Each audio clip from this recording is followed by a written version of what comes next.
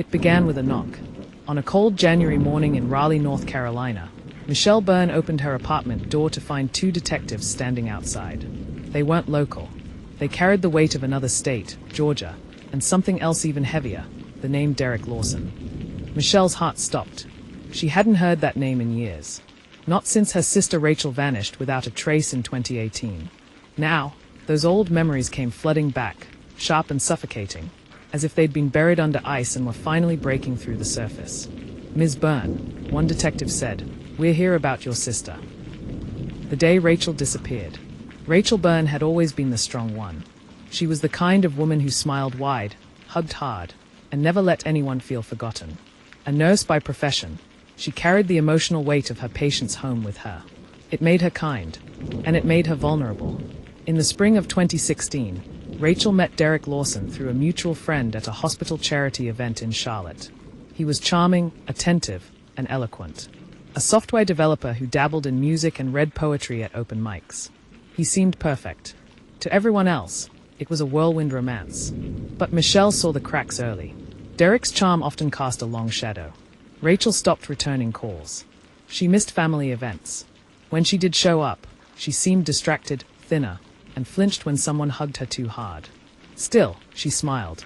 "He's just intense," Rachel said once over coffee. "But he loves me. That's rare, you know." The last time Michelle saw her sister was 3 weeks before Rachel vanished. They were sitting in the front seat of Michelle's car, parked outside a Walgreens. Rachel was crying quietly, wiping her nose with a receipt. "If anything happens to me," she said, voice trembling, "promise me you'll tell the police it was him." Michelle had laughed nervously. "Don't say that."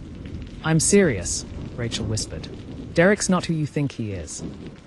The abandoned rest stop. On March 19, 2018, Rachel never showed up to her night shift at the hospital.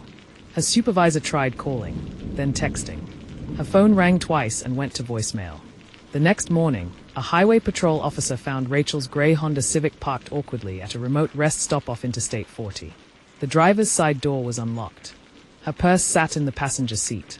Her cell phone lay face down on the floorboard, the screen cracked. There were no signs of a struggle. No blood. No notes. No Rachel. Surveillance cameras at the rest stop hadn't been functioning for months. State budget cuts had left the location in disrepair. With no footage and no direct evidence of foul play, authorities ruled her disappearance as suspicious but inconclusive. When police questioned Derrick, he claimed Rachel had been mentally unstable and had talked about going off the grid. He said she'd texted him goodbye, but there were no such messages on his phone. Michelle insisted they look deeper, but nothing happened. Rachel's case went cold. Until now. Reopened case files.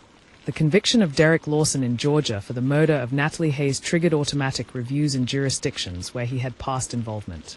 North Carolina's cold case division flagged Rachel Byrne's file. It took less than a week for a new set of eyes to spot the pattern. Same age group, same personality type, same psychological manipulation. But most importantly, both women had warned loved ones, explicitly, about Derrick. Detective Leanne Porter, a 25-year veteran specializing in behavioral profiling, was assigned to lead the reinvestigation. She requested every digital trace Derrick left behind during the weeks surrounding Rachel's disappearance. Credit card records, IP logs, toll booth captures, GPS signals.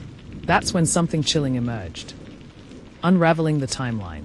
A toll booth camera 2 hours from Rachel's home captured Derrick's vehicle the night she vanished, headed west, away from the city. He told investigators in 2018 that he'd been home all night, playing guitar. But the timestamp didn't lie. Porter traced the route further and discovered purchases made with Derrick's debit card. A pack of cinder blocks at a hardware store, duct tape, plastic tarps, and a fuel stop near the Georgia border. All purchased between midnight and 3 a.m. The most disturbing detail? One of the purchases, a utility rope, was made at a store 10 minutes from the lake where Rachel's car had been discovered. Rachel's final journal. Michelle, upon learning the case had been reopened, handed over a box of Rachel's belongings she had kept sealed for years. Inside were notebooks, sticky notes, torn diary pages, Rachel's handwriting in every corner. Confessions. Fears. Patterns. In one entry, Rachel wrote, "He doesn't hit me, but he makes me feel like if I don't do what he says, I'll regret it. He watches me sleep. I caught him reading my phone messages at 2 a.m. once. He laughed and said he was just making sure I wasn't cheating. It didn't feel like a joke. Another, dated 10 days before she disappeared, read, I need to leave. But I'm scared. He told me, if you walk out that door, you'll vanish. Just like that. Gone. And I believe him. Pattern recognition. Porter contacted the Georgia Bureau of Investigation and requested a linguistic analysis on Rachel's diary and Natalie Hayes' unsent email titled In Case Something Happens. A forensic linguist found striking overlaps in phrasing, tone, and expression of fear. Phrases like, he watches everything I do. If I leave, he'll make me pay. He's charming in public, but at home he changes. The similarities were undeniable. Authorities began to suspect they weren't just looking at two domestic violence cases, but the early footprints of a serial predator. Someone who had learned how to erase his tracks, exploit the mental health system, and weaponize charm as a tool of control. Derrick Lawson wasn't a broken man reacting out of passion.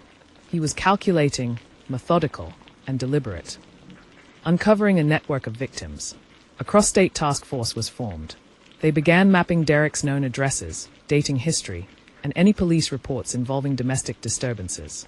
They found whispers, unfiled complaints, scared neighbors, women who left town without explanation. Rachel Byrne became instrumental in the investigation, helping identify names and timelines based on her sister's journals and social media photos. One image in particular, taken during a double date in Asheville, showed Rachel, Derrick, and another couple. The woman next to Rachel was labeled KV. Investigators ran the initials through their missing persons registry. That's when they found Kayla Vance.